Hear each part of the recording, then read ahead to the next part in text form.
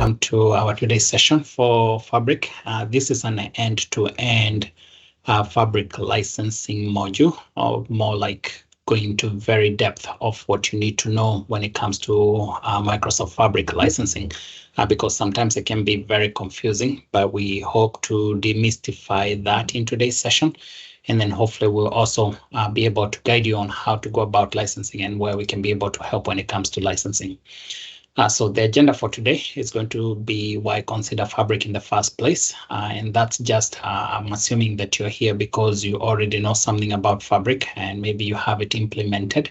But for the folks that haven't interacted with Microsoft Fabric, we'll just have a quick overview of what it is.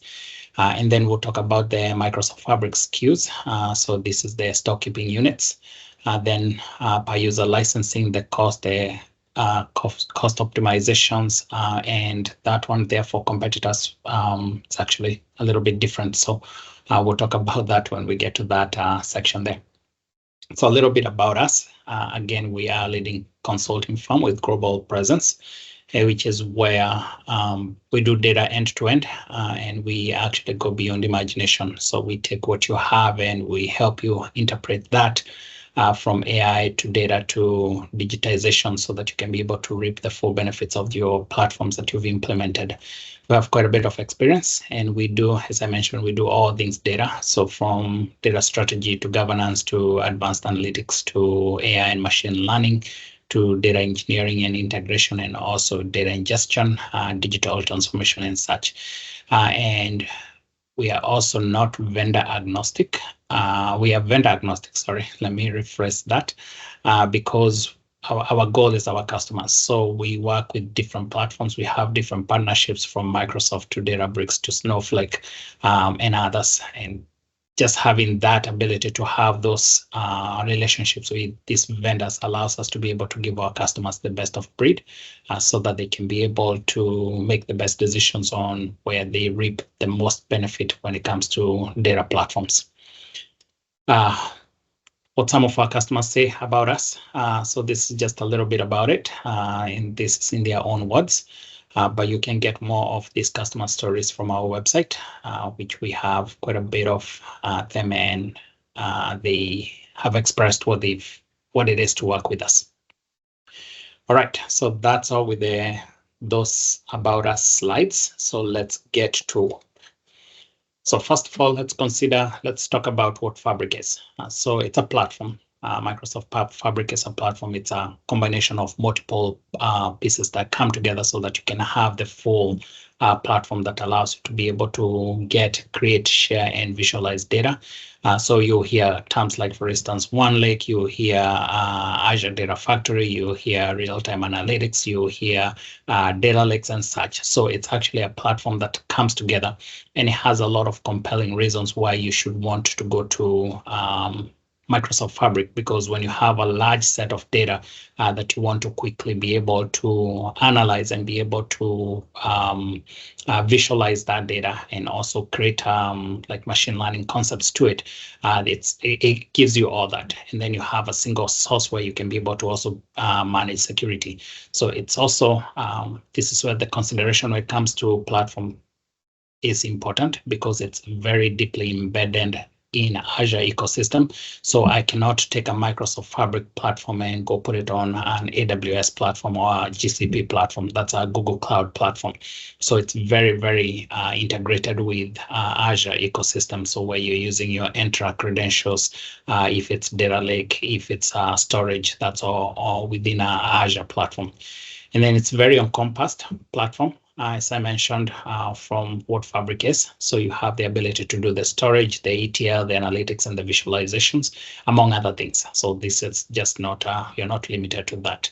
And then, as I mentioned, because it's very deeply embedded in Azure ecosystem, when we're doing that data movement process, unlike other platforms that do give you that third-party ability to bring data using a third-party tool, in this case, Fabric is very well integrated with Azure Data Factory. So that becomes your data orchestration tool when you're bringing data into Fabric, and you have ability to bring data from all sort of sources. So whether it's cloud, on-prem, on-prem and such, you have the ability to bring all this data. And then they have established what we call a data lake storage mode. And the data lake storage mode now is where you can actually be able to quickly load data into memory from Delta tables. And this now eliminates that ability to, it actually saves cost. So it's almost a competing feature with other pieces, with other platforms out there, but it allows you to be able to eliminate or to lower cost because it eliminates that slow process of loading the data or bringing the data into the platform. And that data lake storage there, data lake storage mode, it's a new feature that has been established recently in Fabric platform. And then your data is centralized, where you also be able to do your governance and security as well. And that's what now we call the one lake, because everything is all tied together. You're managing security, you're managing governance, you're managing data access, all that you're managing it from a centralized location. And then it has that lakehouse architecture, and we'll be doing sessions on lakehouse architecture here soon, which allows us to be able to analyze and manage data, whether it's structured or unstructured, from a single location. And then it also gives that medallion lakehouse architecture where I can be able to organize my data based on the logical based on the logic that they're in. So if it's a very raw data that we're bringing in, we have our bronze, then you are able to either do your data cleansing to where it moves on to silver, and then you can be able to move it over to what we call now the gold copy, which is what your end users are going to be using. So it's a very ideal platform for you to be able to use for your data analytics, and also be able to have that cloud presence that makes it easier for you to be able to analyze the data and visualize it. All right. So if we look at now from licensing perspective, because that's a concept, or that's the today's topic of what we want to look at, we want to first of all understand what concepts we have in the Fabric platform. So remember, this environment here is all based on Azure ecosystem. So the first thing that's going to happen for you to be able to establish a Fabric platform is for you to have Azure tenancy. So you have to have that Azure platform, or you have to have that tenant running on Azure. And this is now where you can be able to use your Entra credentials. This is what it's like what used to be Active Directory, but now in the cloud, we call it Microsoft Entra. And then you have to have your tenant tied to a domain. So in our case, it's our armely.com or armely.onmicrosoft.com. So these are the domains that you have tied to your Azure tenant. And you can have more than one domain. You're not limited to a single domain. So you can have as many domains as you want in your tenancy. So you're not limited. Then after that, after you get your tenancy, and the next thing that needs to happen is for you to have what we call capacities. And capacity, this is a pool of resources. Think of it like a swimming pool, where you have this pool and then you have a lot of people that can be able to come into that swimming pool. So that's where the capacities comes into picture. And the capacities also determine what computation power you're going to get when it comes to Fabric, whether think of it from an on-prem or think of it from a server perspective, where you have how many CPUs you have, how much memory you're going to have. That's like the computation power that you have within that server. So that's where the capacity is. That's how we measure the resources that we're going to provide within Azure, is through the capacities. And then the capacities are actually split in stock keeping units. Those are the SKUs. And you have two of them, which is the Fs and the Ps. So this provides us with what is going to be the resources now that we're driving our environment with. And we're going to look at those here in details. Then after the capacities, then you have your workspaces. The workspaces now is where you do all your work. So you have your data orchestration, you have your workflows, you have your building projects. And the projects is not, for me to be able to define that a little bit further, these are the files that you're actually, like for instance, your Power BI reports. This is where they actually go. You deploy them to your workspaces. So that's where now you do all the work, and you can have multiple workspaces that can share different capacities. So to look at that in a little bit different angle, So let's look at this first. So you have your tenancy, then you have your capacity, then you have your workspaces. So what I'm trying to convey here is you can have multiple capacities in your tenancy, and you can have multiple workspaces in your capacity. So capacity 1 has 3 different workspaces, capacity 2 has 2, capacity 3 has 2. But in this tenant here, so in our case, our Armely tenant, we can end up with multiple capacities in that case. Now, from an organization perspective, it can look also a little bit different because you're not limited to a single, as I mentioned, you're not limited to a single domain within your organization. So in this case, we can have like a North America tenant, then we can have a Europe tenant, and then similar concept goes to where we have a capacity and workspaces that follow through that. So an organization can end up with multiple tenancies. And then in those tenancies, we're able to build capacities, and then we're able to build workspaces. And one of the reasons why this is ideal, where we have seen this work or where we have seen organization be able to do this, is when you cannot have data that crosses geographical boundaries.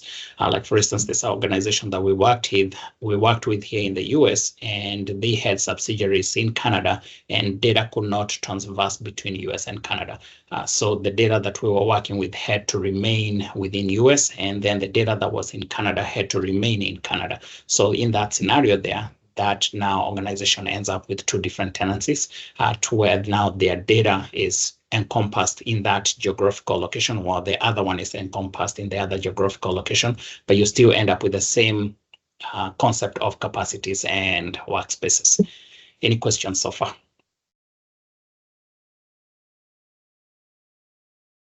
Right? No questions, so we keep going.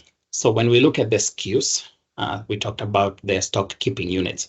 So from Fabric perspective, you actually have 2 types of SKUs. We have the Azure SKUs, and these are the F SKUs. Then you have your Microsoft 365 SKUs. These are the P SKUs, and these are the ones that we've had now for a while, your Power BI Pro, your Power BI Premium per user, your embedded licensing and such. So those are, and we'll talk about that in a little bit. Now, the F SKUs is what has been introduced with Fabric, and it's the recommended for Microsoft Fabric. They're built per second, with no commitment and minimum of 1 minute. So you have, whenever you establish that environment, Microsoft is billing you every second, but you have a minimum of 1 minute, then you can be able to progress into that. And we'll look at that here in details. Price is based on region. So if you are in, like for instance, for us, we are based in Dallas. So you have our South Central region. You can have a Central region. You can have an East region. You can have a Europe region. Those type of regions. So you want to be aware of which region you're in. And the best ideal way to put these regions, I think it's something that we talked about in some of our previous presentation, is you want your data to be as close to your users as possible. So if our users, they are all within South Central location or region, we don't have to implement our region to be in East US or the East US. We don't have to do that. So we want to make sure that we bring the data as close as possible to our users. And one of the reasons for that is because of their orchestration. If you think of it now, my data moving to a region that's farther from my users, the orchestration, it's something that's taking time, and that we always know that time is money. So you want to make sure that your data is as close to your users as possible. And then you have pay as you go with no commitment. So this allows you to keep on you're paying based on the usage that you have there. So this is what we call like more of a subscription payment, where you have just pay for what you're using. But you also have what we call a capacity reservation, which allows you to specify for a duration of time. Mostly is for a year. You can actually be able to push it 2 years, 3 years, and so forth. But you have that ability to do capacity reservation. And then you can scale up or down based on need. So if I need more resources today, I can scale it up, and then I can scale it down if I don't need those resources. I can actually also pause or resume my workloads or my processes, so that now if I am not using my processes, I can stop, just make pause, so that I am not having to pay for that process there. And then when I am ready to resume, then I can be able to do that. Then you have the ability to do the cost management and monitoring tools. And we'll talk about that and how we as Armely can be able to help you be able to figure out all this pricing and be able to optimize your environment much better. Now from SKUs, these have been around for a while. So this is your Power BI SKUs that supports Fabric. So your Power BI Pro, your Power BI Premium per user. So you have those. They allow you to be able to continue usage of Power BI. And then they are enabled on top of Power BI subscription. So you still drive it the same way that we've always done your Power BI Pro, usage and such. And then you have your embedded SKUs. So this is our EM SKUs.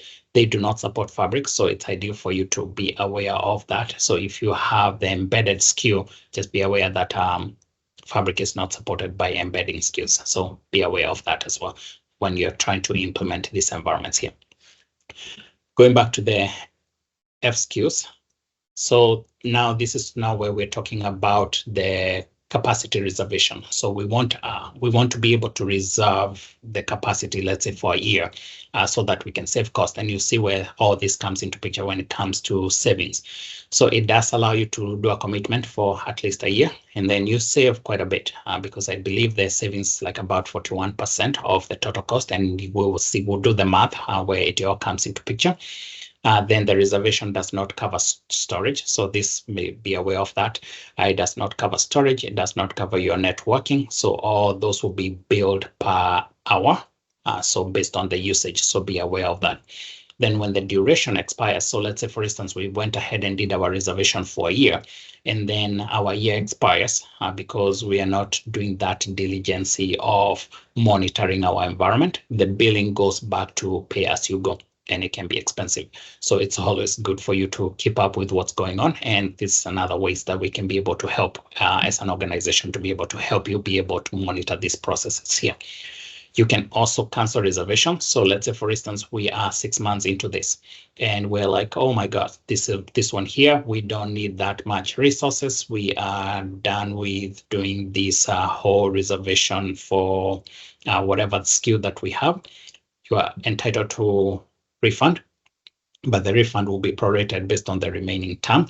So be aware of that. Refund is applied as credit to your Azure account as well. It's not that you get your money back. It's actually credit that's applied back to your Azure account. So be aware of that. So they're trying to do that almost like a store credit kind of thing, where you can be able to use those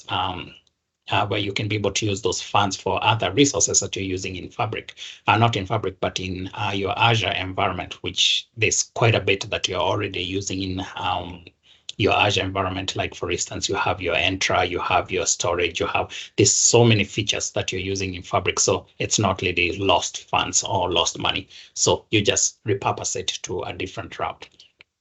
You can also exchange. If, let's say, for instance, you had the Azure Synapse Analytics.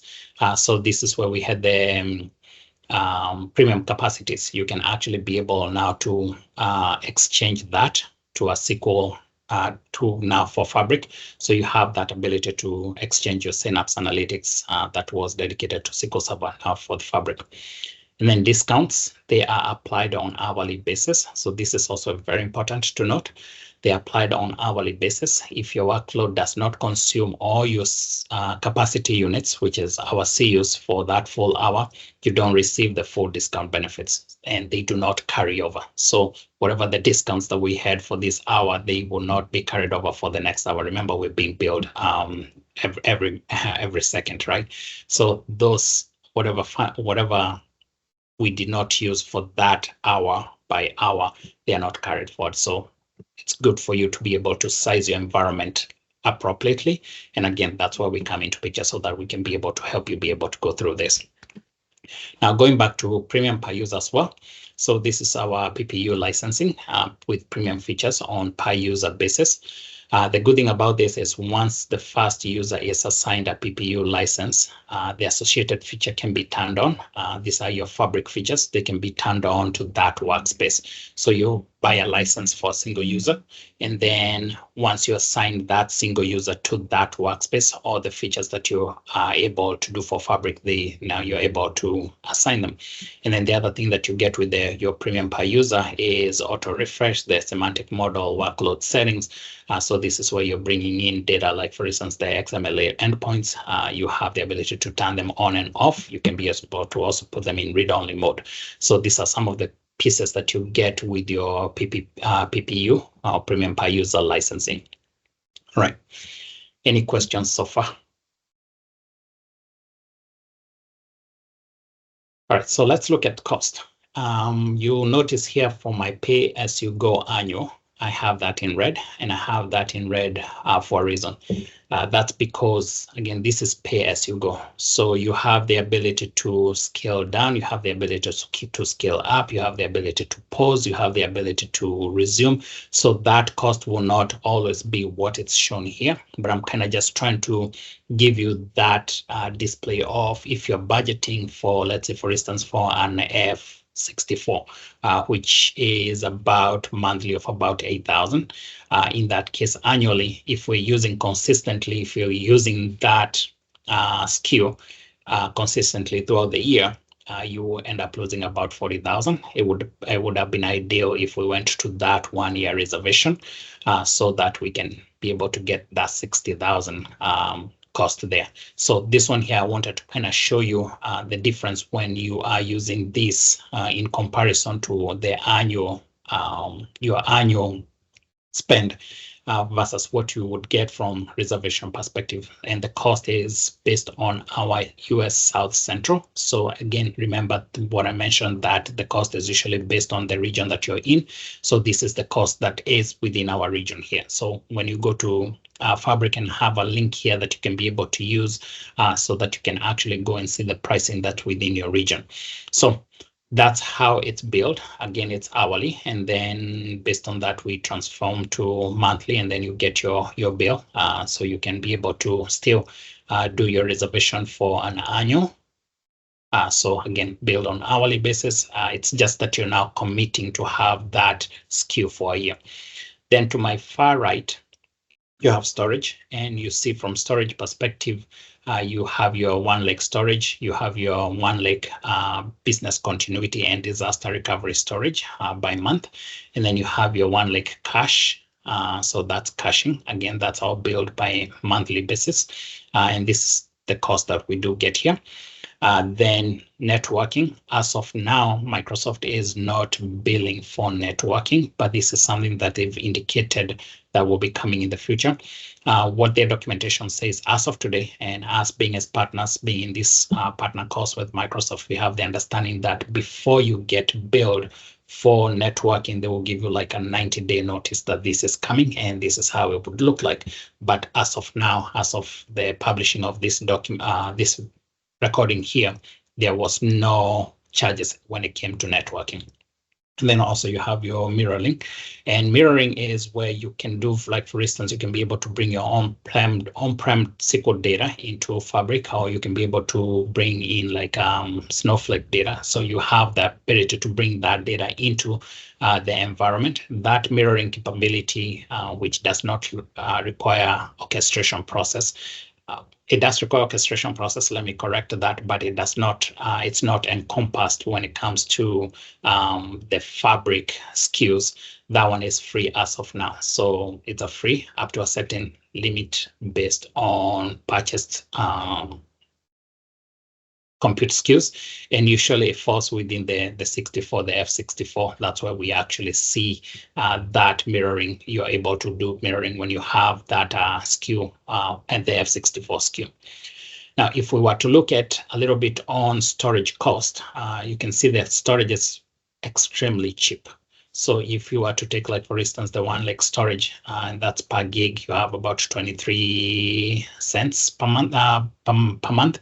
So if you were to translate that in an annual basis, you're paying like about, I think it would translate to about 28 cents in a year. Then if you look at it from the business continuity and disaster recovery, which is about 46 cents, 0.4 cents, not 46 cents. This is 0.4 cents. So in an annual basis, you end up about 50 cents, about 55 cents per so, give or take. And that's per gig. Then when it comes to caching, I think from an annual basis, you're paying it could be about $3.10 if we do the math correctly. So yes, so as you can see there, the storage is extremely cheap. So it's not something that we have to really be too worried about. I think the bigger fish that we want to fry is coming from the SKUs and determining which SKU works best for our environment. Now, when we talk about these SKUs, where is that workload coming in? So the workload, and we'll talk about this a little bit more in just a moment, that workload is coming from your data factory. That workload is coming from your Synapse engineering, your Synapse data science, your warehousing, your Power BI. That's everything that contributes to the capacity units that you're using here. So that you can be able to determine what you're using best. So if your environment is just using Power BI and you're not using data orchestration, then you have the ability to measure and see what those processes are. And we'll actually show you some of the ways that you can be able to do it. And also, again, that's why we're here, to be able to help you through this journey and be able to save you as much money as possible. So that's where those workloads comes from. Now, if we look a little bit, let's go back to the capacity reservation consideration. So you've decided that you don't want to do pay as you go. You want to be able to do this capacity reservation. What do you need to be aware of? These are some of the gotchas that we've seen with some of our customers. One of them is when you do a reservation that's the same size as the capacity. So in this case, I'm actually going to deal with more of the 64 capacity units. And then let's say that's what you purchased. So that's about it. It turns out to be about $8,000 when you do pay as you go.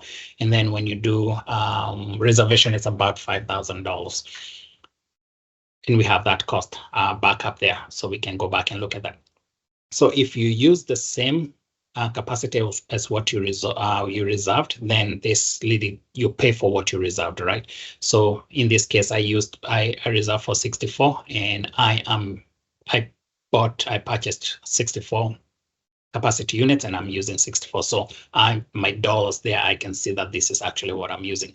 But there are scenarios where you have a customer that will actually reserve something larger than what they use. So an example is you buy a 64 capacity units, and you're only deploy your workloads to 32. Yeah, so in this case here, you end up with 32, another F32 that you're actually not using. So the discount savings, remember we have that 41% discount savings that we get throughout the reservation. So the discount savings are actually going to be applied to the F32. The ones that I'm using, despite the fact that I bought for 64, it's actually going to be applied to what I am using. The remaining 32 of them of unused reservation capacities, if you don't match the resources for any hour, you lose the reservation quantity for that hour. And remember, you cannot be able to carry this, you cannot carry them forward. So that's something that you want to consider. So in this case, you are ending up you've already bought for 64, but you're using 32. Your discount is applied to 32. And then the other 32, it's almost like you're losing. It's actually you're losing now whatever you've already reserved for that. So be aware of that as well. And then there's situations where you reserve something smaller than what you're using. So in this case, let's say, for instance, we bought for 64, and then we end up deploying at F128, so which is double what we have. So the discount is actually going to be applied to what we reserved, right? So in this case, we reserved for 64. That's where the discount is going to be applied. The other 64 or 32, or whichever other one that you go over, those ones are actually going to be billed on pay as you go. So be aware of that as well. So these are some of the things that we've actually seen that, again, we help you with this journey here. And then you have situations where you do reserve the same size. So in this case, I ended up buying for 64, and then I deployed into 2 different workspaces. So I deployed the F32 twice. So in that case, I'm still utilizing the F64, so the discount applies to all the capacities that I'm using. So at that point is 1-for-1, right? So I am not really losing anything because one of my workloads is on 32, the other one is on 32, and then they end up matching to what I had actually reserved, bought for 64. Then there's some other pieces. Now, this is now when it comes to really trying to save cost. And this is now where we really shine when it comes to this business of helping you with these licensing processes. So for example, if let's say, for instance, you end up in a relationship where you have, you end up with spikes, right? So in this case, we have a spike of about 4 CUs in a specific hour. So we have the ability, or Power Fabric has the ability to be able to use what we call smoothing. And the smoothing process is where we spread that out, whatever the spike that was. So we ended up with a lot of data that we needed to process real quick. And then once we did that real quick resource utilization. I'm trying to get my wording right. Resource utilization. So of course that spike is it's higher than what we've actually either reserved or what we've actually used. So what we'll end up doing is, if you have smoothing in place, we'll be able to smoothen that to a duration of 24 hours. So you kind of that spread of for that spike, it's end up being spread for a duration of 24 hours. So this allows you to be able to be able to purchase for average workload rather than having to pay for that spike. So that single spike that we had there, we don't pay for the spike. We actually end up paying for the average because, again, it's spread out within the 24 hours. And there's other pieces there that are in consideration when it comes to, like, for instance, the data warehousing and such. So all these are different pieces that we do want to be aware of. When we're doing the capacity reservation, that way we can be able to save cost, because the end goal here is be able to get this platform and be able to actually save cost. All right. So then from a organization perspective, how do you consider, what do you want to consider when you're determining what SKU to use? So first of all, you want to determine the organization size. So the larger organizations with higher usage, they end up with that higher SKUs. So you want to be aware of that. So the usage and the size of the organization, that will help you be able to determine what SKUs you fit in. And I know there's quite a bit of questions that are coming in, but I will address them here in just a moment. The other pieces is, like, for instance, the workload type. So the more complex transformation and batching process and real-time process and all that, and even Copilot usage. So all these are different pieces that you want to be able to determine beforehand, so that you can be able to determine which SKU works best for my organization. So you want to also determine based on the workload, and then the operation time and the type. How often are we using Fabric? Can we be able to pause and resume? And it's also ideal to mention here, this one, actually, it's a very important point here that I forgot to mention in the previous slide. When you go the reservation route, you don't have that luxury of pausing and resuming. So that luxury there, because again, you've reserved for a year, right? So you've already paid for a year. So whether you pause, whether you resume, that's up to you, right? But it does not give you any savings. But when you do the pay as you go, now at that point, you can be able to pause and be able to resume. Once I pause, I'm not paying for it, right? Until I get to use it again. So that's another piece there that you want to be aware of from operations perspective. In the time of usage, you can be able to pause, you can be able to resume, you can be able to scale up, scale down. Those are some of the operation and types that you want to be aware of. And then, of course, your location. So whatever the location that you're in, and this is something that I mentioned a little bit earlier, you want to make sure that you have your data as close to your users as possible, because then you don't have to worry, or you don't have to pay for that orchestration of data that is taking a while because of where the people are, where your users are. So those are other considerations that you want to have in mind when you're reserving these SKUs. Then Power BI licensing, that has not changed, and we will see why that's also important to have in mind. So if you're already using Power BI Pro, that hasn't changed. That's still $10 per user per month. And I will show you guys how you can be able to mix and match these pieces here so that you can get the best or the best benefit for your buck. All right, now this is now where we come in. We actually help you here. This is where we save you money. So from Armely's perspective, we help you plan and budget. It's always ideal for us for you to be able to start small. You don't have to go to an F64 128 just to get go without understanding and knowing your workload. So we help you through that process where we can be able to kind of measure your usage, and then based on your usage, now we have the ability, and I'll show you guys some of the tools that we use for us to be able to do that. And then it's always ideal to start with that trial period. There's a reason why Microsoft gives us that trial period. It's not just for us to get our feet wet on the Fabric platform, but it's also to your benefit to be able to understand what kind of workload am I using, what kind of processes are my users utilizing. So that duration there, use it. I cannot stress it much further, but use it because it's actually going to help you save money down the road. And then monitor.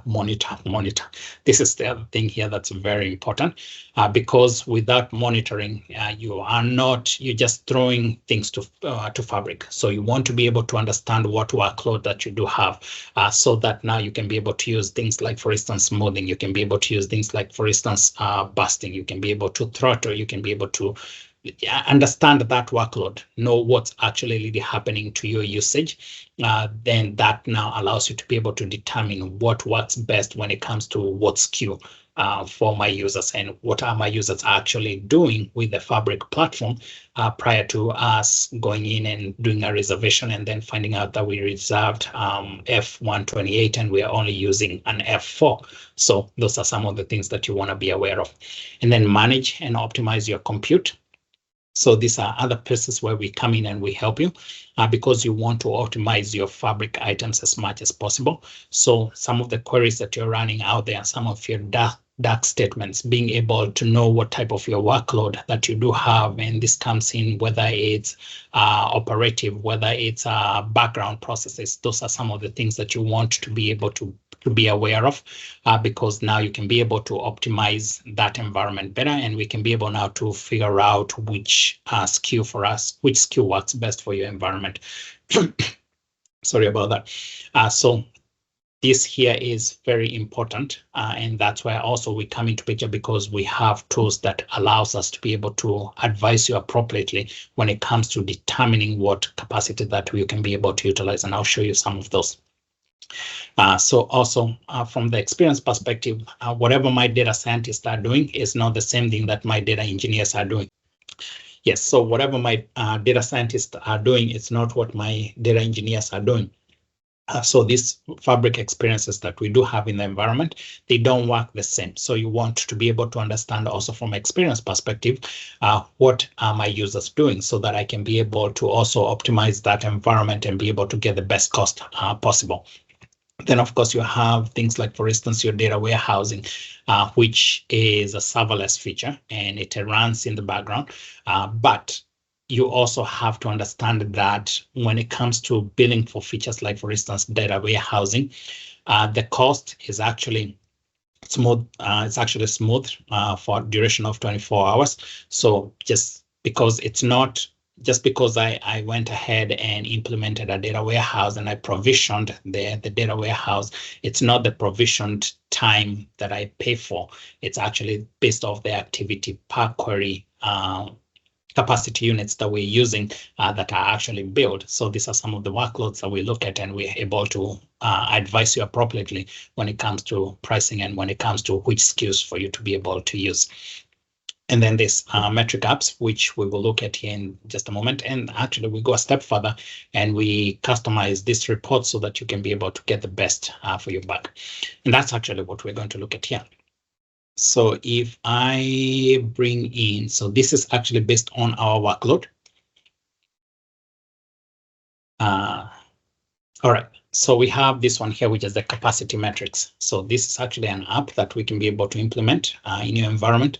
And this allows you for you to be able to see what type of usage that you have. This is actually ours. This is what we have within Armely.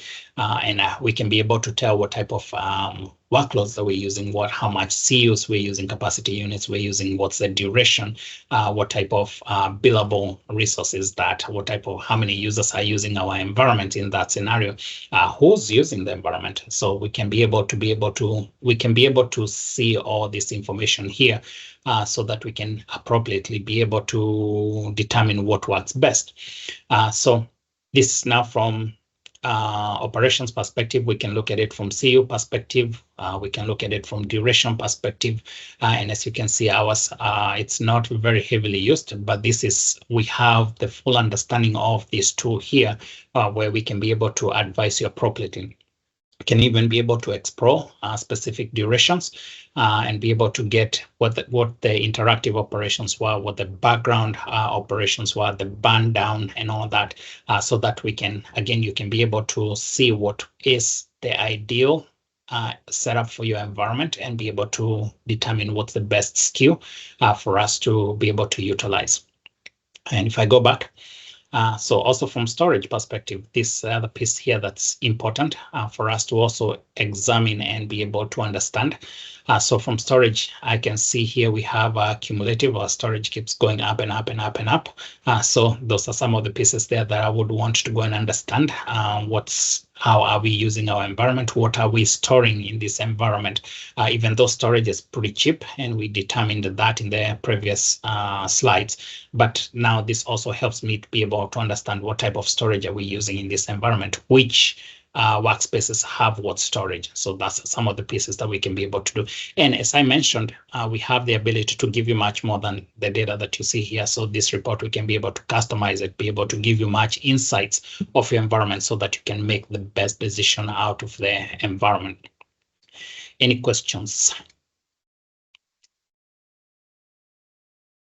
All right, so we are almost there. So last but not least, I think this will be my last slide here. So cost considerations. So these are some of the questions that we get from some of our customers. Can we still be able to continue using Power BI Pro licenses? So this is absolutely correct. So when you have an environment and you want to just you don't want to go to the SKUs, you can absolutely continue using your Power BI licensing. And where that comes into picture, if you think of it logically, so we have an environment where our Power BI usage is just our data analysts spitting out reports that our decision makers can be able to use. We don't need to really go to Fabric, because we don't really need Fabric features in that scenario. So our data analysts can get Power BI desktop, be able to write whatever report based on where my data is sitting. It doesn't have to be coming from one lake. It can still be able to come from all the other locations that we had our data from, SQL Server, whatever other sources, your Excel or your file share, whatever. So at that point, you really don't need a Fabric licensing for you to be able to do this. So you can continue doing your Power BI Pro, which is still $10 per user per month. So that's one of the scenarios that we kind of get from our users. And then from small business perspective, so here you have the ability to leverage both. You can be able to couple your Fabric capacity with your Power BI Pro licenses. And I'll give you guys a scenario. So let's say, for instance, our organization here, we have about 30 users. Out of that 30 users, yes, we do need to have these Fabric features.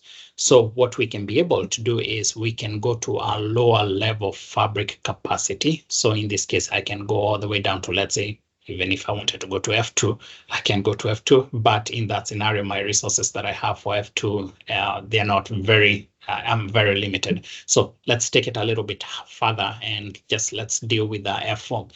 The F4, from pay-as-you-go perspective, it's turns out to be about 525. So that's my cost there, 525 per month. And then I have my 30 users that I want them to be able to use this Power BI platform. So my Power BI platform, my 30 users can be decision makers, can be data analysts, can be all that. So I can take that 30 users and license them with Power BI Pro. So that will be that users multiplied by 10, so about 300. And then now we take our 500. So because we still want those Fabric features in this scenario, so we take that cost of 525 plus that $300. So we end up with about what, $725 if my math is right. So these are some of the considerations that you can be able to do, but you're not limited that you have to go all the way in to fabric capacity because you can, because you have to. Yeah, so you have that ability to couple this, and you can still be able to use the premium per user. Actually, when you think of it, the premium per user licensing in that scenario, we have our 30 users. Premium per user licensing is what? I think it's about $20. So if we take our 30 users, and remember our premium per user still gives us those fabric features that we want. So we can take our 30 users, multiply that by $20, and we end up with $600. So in that scenario, we are actually saving cost by actually not even engaging fabric. But if you have to go, if let's say, for instance, from cost perspective, this is now where you play with numbers. If you have 40 users, 60 users, the numbers sometimes can make sense for you to actually go to Power BI Pro and Fabric capacity compared to premium per user. So those are some of the other pieces there that we do see, and we help you manage or be able to determine what licensing model works best for you. The other one that we do see is the medium businesses. So this is now where you have higher usage, and then you have your premium usage. That is, you have a lot of users. So you're looking at an organization with about 1,000, 2,000 users. So in that scenario, the best ideal way is to go with the F64.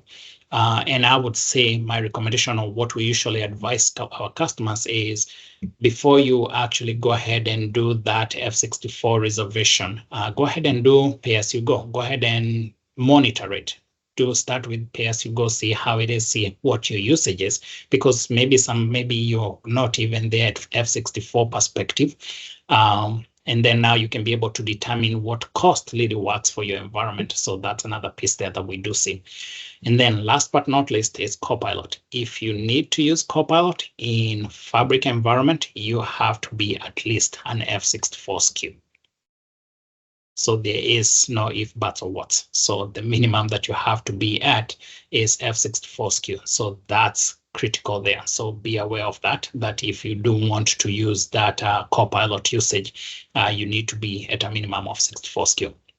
All right.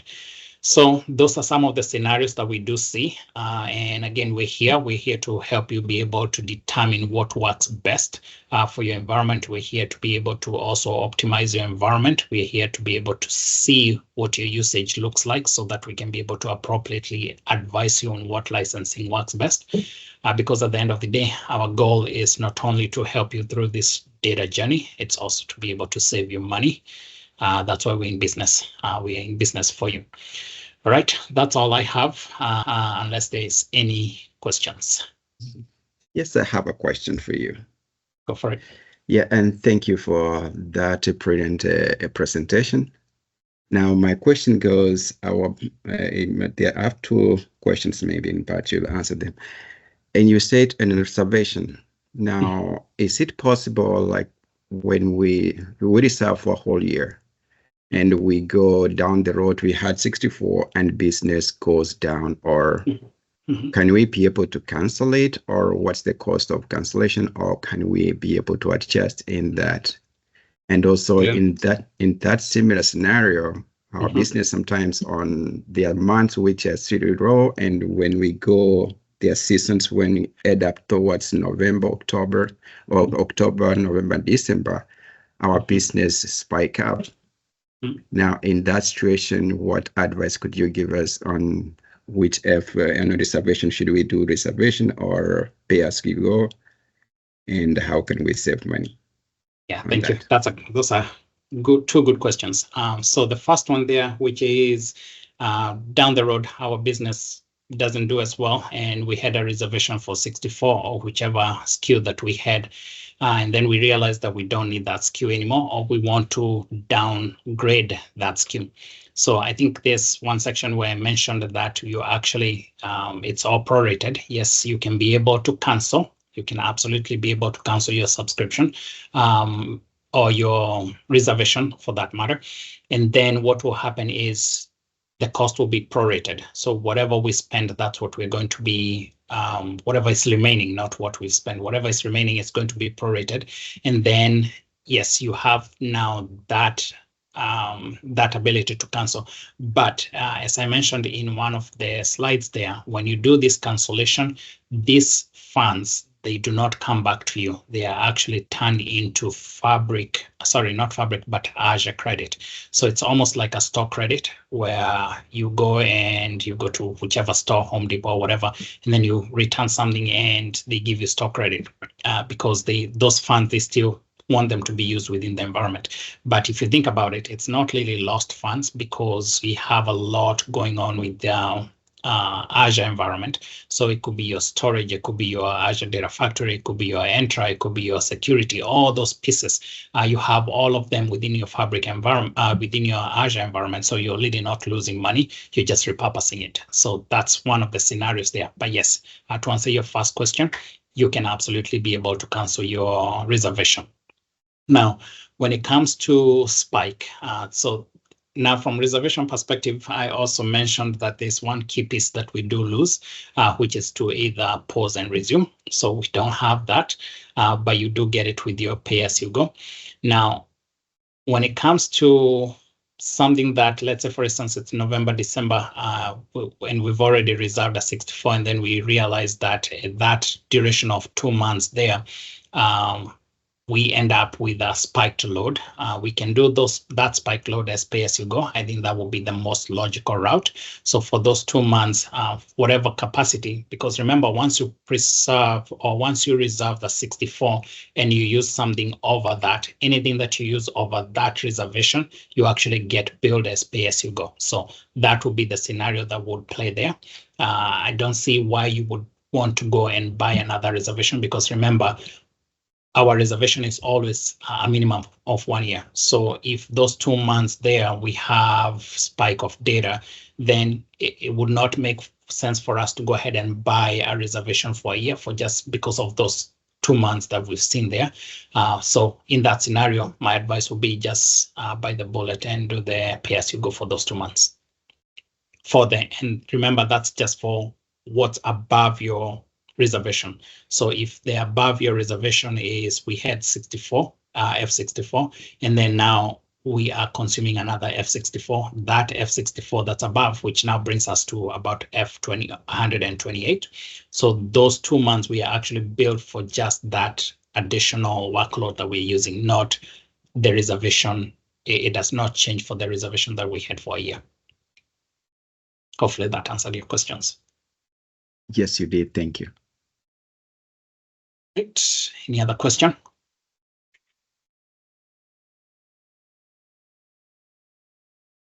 All right. So with that, I'll go ahead and stop the recording, and then we'll make this available to everyone so that you can be able to go and see how you can utilize Fabric environment.